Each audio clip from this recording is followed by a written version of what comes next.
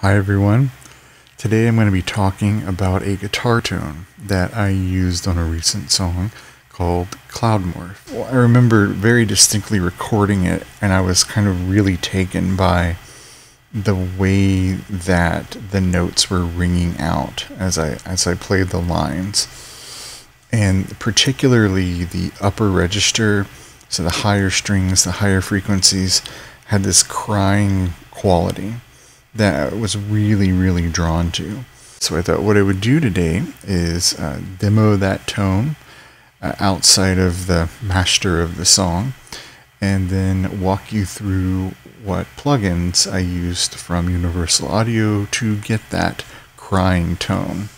I should say that that tone probably has as much to do with the pickups as anything else. For this guitar, it has Texas Special pickups, and I was using the humbucker setting. So first things first, I'm going to give you a sampling of the tone, and then I'm going to play the lines from Cloud Morph and let you hear the tone in the mix, or in the song, and then I will walk you through the plugins that I used to get the tone.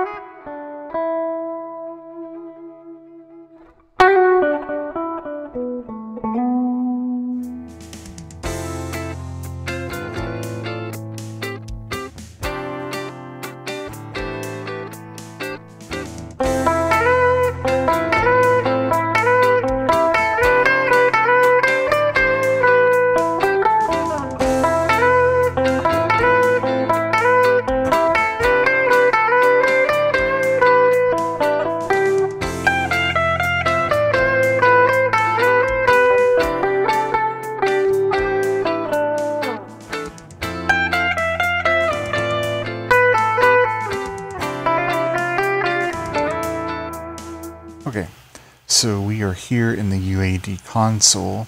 You'll notice, first of all, I'm not using the Fender amp.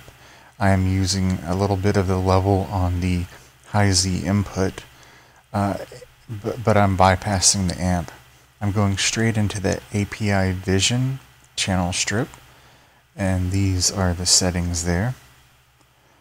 No real EQ. I'm using this to gain some volume, perhaps add a little saturation, but pretty basic. Looks like I do have the compressor turned on as well. Running that into a Pultec.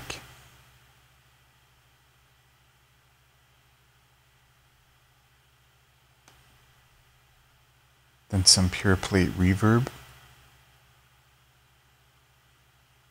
It's pretty atypical that I would have that much reverb on anything. Typically I keep my plate reverb somewhere between 0 and this first little mark down here.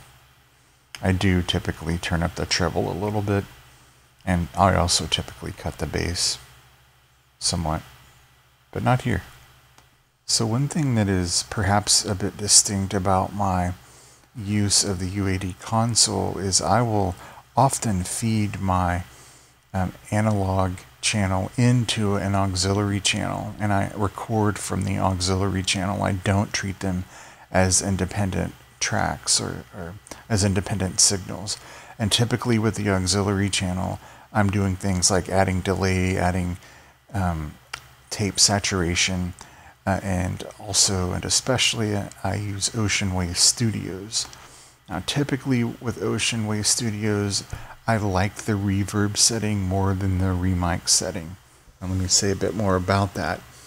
I love recording on the remic setting. I love hearing what I play on the remic setting, but what happens is when I record that effect wet, for whatever reason, I tend to have a more difficult time when I go back to mix the song a week or a month later.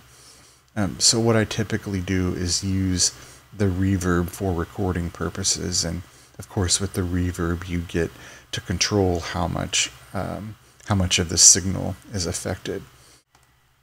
I also typically roll off a little bit of the low end, quite a bit of the low end, when I use this plugin.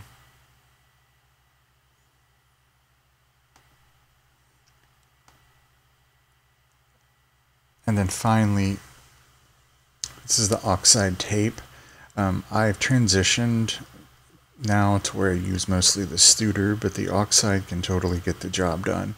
And these are the settings that I used.